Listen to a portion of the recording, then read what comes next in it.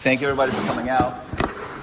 What a beautiful Shabbos so far that we've had. Shabbos Akdus. First, I want to thank my Rebbitzin for enabling us, the host guys, for the oneg, also for the meals. I want to thank Reb Shraga and his whole family for hosting as well. Reb Yaakov Ganon. And Reb Bainish for organizing these things. Reb Bilowitz for being the Rosh Chabura that he is and making everything amazing always. And for everybody coming out to the Malav Malka tonight. Hopefully we could take some of the beauty of that Shabbos that we just experienced and schlep it into the work week. For some of you, this might be a little bit of chazara. For others, you might not have thought of these questions really deeply at all. I'm going to be focusing on a shtickle from the Alei Shor, as well as something from my Rebbe's at Malkan Yaakov, one of my Rebbe's in Baltimore, Maryland, Rav Menachem Goldberger. I'm going to try to synthesize it and hopefully have you guys inspired and pumped up to hopefully figure out how to find your unique tafkid in the world. So the first question on the table is, what's your purpose in this world? And what's your unique role in it? What do you bring to the table as a Chabura guy? What are your unique strengths and talents? What do you have inside of you? Maybe it's lying dormant, or maybe it's out there. But what do you bring to the table, and how can you bring it forward?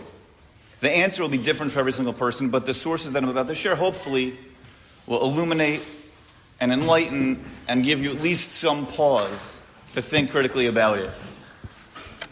There's a very puzzling medrash in Shemot Rabbah 28. And there it says that the luchos were 6 tvachim. Moshe Rabbeinu, when he went up to Har Sinai, was holding on to, when he got them from Kadosh Baruch Hu, 2 of those 6 tefachim. On the other end, Kiviyachal, whatever this means deeply, Kadosh Baruch Hu was holding on to the other 2. And there were 2 in the middle. The 2 that Moshe Rabbeinu was holding on to represent all of the Torah in the world that we can understand. Even that which is nigla, even that which is very, very difficult to understand, but is still revealed. And also the nister, the stuff that's hidden, but we can still access and understand. All the Torah that's accessible in the world, in the whole world. The 2 that Kadosh Baruch Hu, that Hashem was holding on to, is all the stuff that happens that we don't understand. Not just chukim, but everything that we just can't fathom. We have 2, and there's 2 for Hashem. What's in the middle? What's in the middle? So I first heard this from Rabbi Menachem Goldberger in Baltimore, Maryland, from his rabbi, who is Rav Shlomo Tversky in the Malchus Shlomo. He's from Denver. And he said, those 2 tefachim are for us. They are what we uniquely can bring down from Har Sinai in our door, in our generation, with our learning level, whether it's an art scroll Gemara or you are holding in everything. What is your unique tafkid that you have that you can bring down from Har Sinai? And the Malchus Shlomo says that every single human in this room, every single Jew in the world, has this unique tafkid. They have the ability to bring something down in the world of Torah. Maybe not makadosh it, maybe just organize it, but whatever it might be, they have a unique, specific, Torah-related mission in the world. What are your 2 tefachim? How do you find that out? So Chovot Ha'Levavot shares in Shaar Ha'Bitachon, chapter 3, something that if you went to Machon, you have a very, hopefully, good familiarity with. Rebbe drilled this into our heads all the time. Rabbi Gershenfeld, for those who don't know who I call Rebbe. And he said that there are 3 spheres, concentric circles almost, in a Venn diagram, if you will. What are you good at? Your unique strengths and talents. What are you passionate about? What do you love doing? And what does the world need? Your tafkid lies in the intersection of that Venn diagram. What are you good at that you're passionate about that the world needs? There you'll find your mission and purpose. We don't have Urim V'Tumim, we don't have Nevi'im, we don't have any ability to know this other than this fleshed out understanding from Chovot Ha'Levavot. So this enables us to get a better glimpse into what it is that we can bring down. Let's understand each one of those circles a little bit deeper. And then we'll jump into Alei Shor. The first circle, strengths, talents. What are you good at? You might not love it, that's passionate about. But what are you really good at? If you haven't thought on this long enough, start doing so. It's everything. When you know what you're good at, it will enable you to figure out what your profession should be. It will enable you to understand how you can give back to the world. Your strengths and your talents are a unique bundle that only you have. And there isn't a person on the planet or anywhere else that has your unique bundle of strengths, talents, background, and everything all together. Yes, there will be people that have similar strengths, but they won't have the package that you do. And God put you here, the Eibishter put us all here, to fulfill a unique tafkid. Yes, we know the from answer, Torah and mitzvahs, yes, but what is your uniqueness in the realm of Torah and mitzvahs? Where are you going to shine? Where are you going to shine? Think on it. Strengths and talents, passion. What are you passionate about? What do you like doing? And lastly is, what does the world need? And when we're right now in a war, spiritually and physically, I think it's pretty obvious what the world needs. Rav Asher Weiss, we mentioned this at the Oneg, that Rav Asher Weiss shared that unity, what we're doing right now, is a big, important thing to bring Klal Yisrael together. Achdus, unity. But there's other things that you could think about. What is it that you are good at, that the world needs, that you're passionate about? That will give you a glimpse without Nevi'im, without Urim V'Tumim, in our door, what your two tefachim of the Luchot are that you could bring down to the world. So now we said that that's the piece that enables you to understand ultimately your two tefachim. Now let's understand something also very clearly here. Let's be very, very open and honest. Many of us are going to be working guys. And there's absolutely nothing wrong with that, as long as we're also learning very deeply and we're learning our guts off. But Lamaisa is, when I'm at work, is it like 8 hours of something else? And then I go and I have my 2 hours if I'm able to in the Beis Medrash, and then I'm locked in? Is that really how I feel? Am I only holding for my learning Seder? What about in the workplace? Rav Bob talks about this specifically in the first Chaylek of Alei Shor, in Ma'amar Shlishi called Likrat Tafkid. And to loosely translate that, it would be greeting your purpose. And so, in the first Perek Rishon, he goes through, maybe some of everybody in this room are Bilwitz for certain, but maybe other people also. He goes through what the Rosh Yeshiva, his Makshuvot should be, or the person who's in full-time learning. Perek Rishon is going to deal with that. And Perek Sheni also. But Perek Shlishi, when you get to Perek Shlishi, Rav Bob opens it up for how your work builds the world. And when you're ultimately doing the right thing in the workplace, that too is avodas Hashem. You know, we have this tendency to think that they're divorced. We sometimes have this tendency to think, you know, when I'm in the workplace, okay, I'm here to make a living so I can support my family. And that's a hashkaf also. I'm here so I can earn a living and then I can go back to the base. Go back to my house and be a mensch. But then when you're really behind the desk, coding, or cooking the food at YST, or whatever it is that you're doing at Bloomberg, shout out to Reb Shraga, or wherever you might be, Prudential, is that just deleted time in my life? Because if so, I daven for a lot of time on Yom Kippur. And Baruch Hashem, I was given another year. And if I subtract out all of the working hours in my day, I don't have a whole lot left. And yet every aspect of my life should be infused with the avodas Hashem. So Rav Bob goes through this, and instead of walking you through in Hebrew the whole entire thing, without it, I'm just going to summarize briefly what he has to share, and then connect everything. He explains that ultimately, when you recognize that through your job, when approached with the proper attitude and kavanah, you could be doing chesed for people. You could be doing chesed for people. You're literally doing avodas Hashem. And his line, in case you guys want a source that's like literally locked in, he says, "Ba'alomo shel HaKadosh Baruch Hu ein shum davar o esech cheloni." In the place where HaKadosh Baruch Hu is, when you've put God in your business space, in your cubicle, wherever you may be, ein shum davar o esech cheloni. There's nothing secular there. B'makom sheyesh midot tovot, in the place where there are good deeds, chesed va'ava, when there's chesed and love, mikadeshet kol malacha umitromamot la'avodat Hashem mamash. What does he say?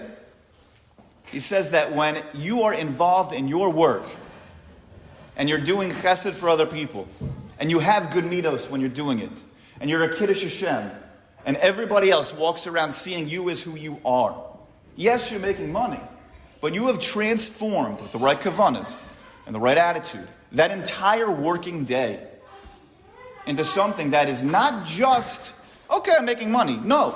Rav Wolbe says it turns it into avodat Hashem mamish. It becomes your avodas Hashem. And I didn't add mamish. Rav Wolbe added mamish for a reason, because everybody in this room wants to be like, yeah, right, Bob. Mamish.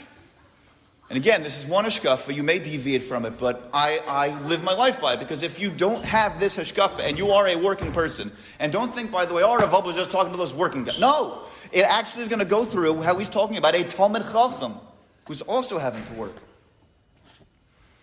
When you're a Talmid Chacham and when you're in the workplace, it doesn't have to be that 8 hours, 9 hours, depending on who you are. Here's your cot to sleep in for that night. Some areas of law. You transform your day properly and adequately into something that is literally avodas Hashem.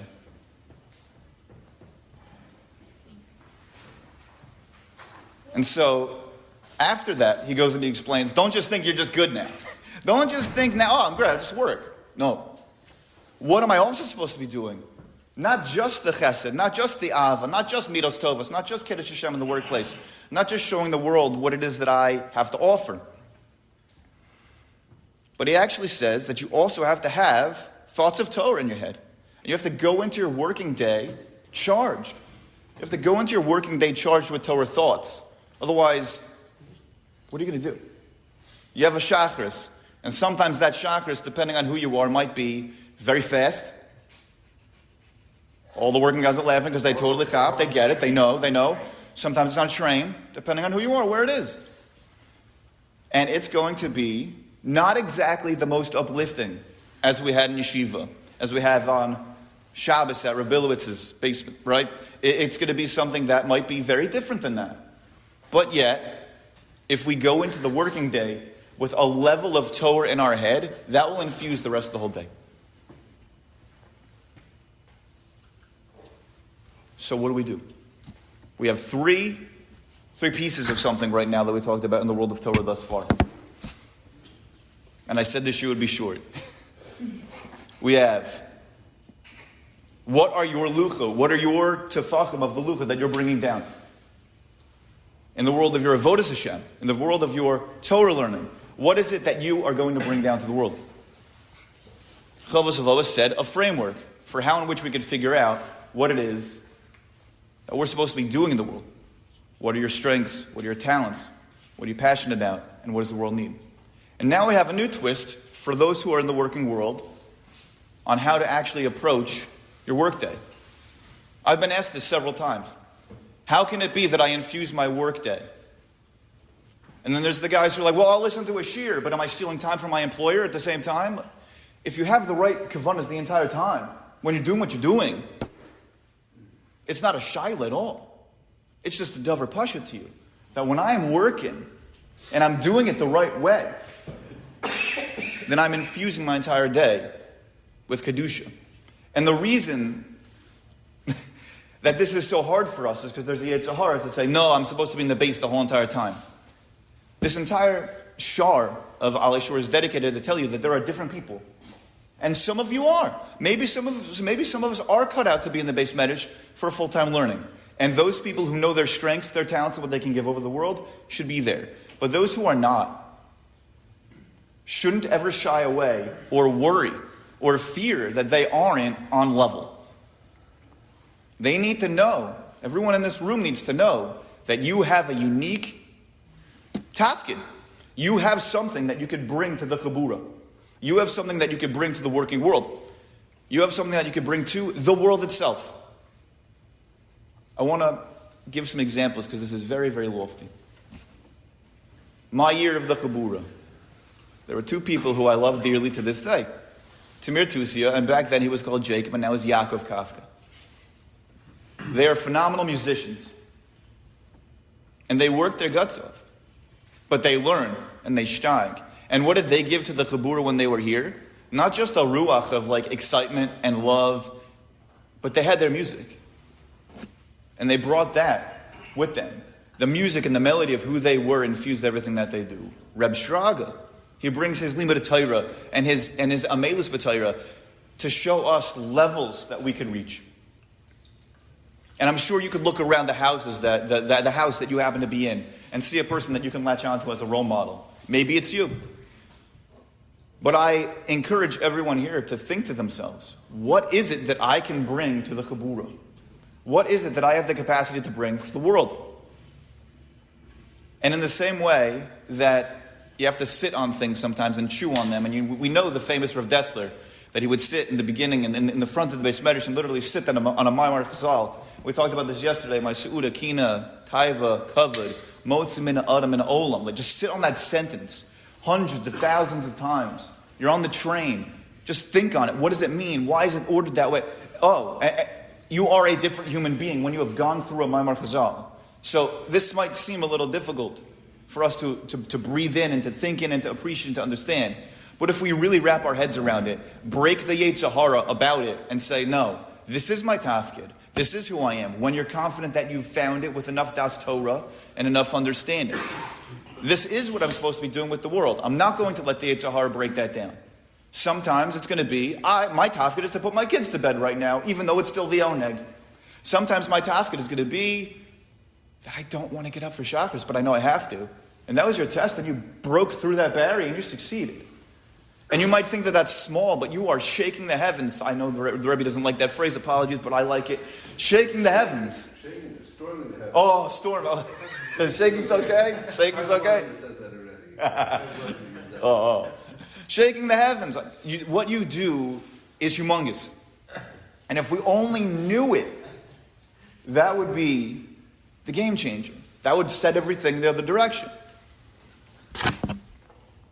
So as we close, it's something that I think that becomes the cherry on top to all of this that my Rebbe says, Rabbi Baruch Gershenfeld, about what Bali Tshuva have, uniquely that we could bring to the fore. He said this in his most recent class. He actually said at the Achdus event that happened with all the different yeshivot. And those who are not familiar, there was a beautiful event that happened where all the different Bali Tshuva yeshivas came together and they learned in the Or Samek Beis Medrash, 6 guys to a table, and they all were steiging away and learning and showing how all of us, although different, are equally beautiful and have what to bring to the table, literally, in our learning and our avodas Hashem. And he said that Baalei Tshuva have a unique opportunity when we do it right. And usually we find this early on, and hopefully we don't lose it, but it's also an avodah. As Baalei Tshuvas, we show the world that we're balanced, that we can be Kiddushei Hashem, and that we're giving. And when they're around us, they hopefully see the passion and the excitement that we bring to the fore and who we are. And when we approach life in this perspective, in this way, it might not be that we get a chance or an opportunity to learn a whole life. But we make it count. And we live a life that's balanced and normal. And they say, wow, look at that person who steiged his brains out and changed his life of Torah. And it's our unique opportunity to give people chizik through that, inspiration through that. And so let's just come full circle in the shmooze. There is something you have uniquely to offer to the world. The only real way that we can know what that is in the realm of Torah and mitzvahs, in the realm of everything else that's there. So we're not just that guy in the back. But the person who's ultimately going to be doing their unique tafkid is to analyze deeply, almost like Rav Dessler, looking at a Ma'or Chazal 1,000,000 times. What are my strengths? What are my talents? What does the world need? And you sit on it, and it will change over time possibly. And you reflect it, and you do it, and you're in it. And you bring that out to the world. We all had our Har Sinai moments in yeshiva. Some of us still have them now in the Chabura. And every so often when you're a married guy, 9 years, with 3 kids, in the background, you still have yours also. And you'll see the glimmers, and you tap into those. But we can't bring down our two tefachim just for ourselves. That's not it. It's what we're offering the world. Har Sinai was a moment for all of the Klam. So I would like to close by saying, everybody in this room has a mission. Everybody in this room can do this. And everybody in this room, whether they're in the working world, the learning world, has the capacity to light the world on fire. This is not just a pump-up speech. If you really, really stew on it, you'll figure out how it is that you can give back in the Chabura, in the world, in the workplace. Shivotov.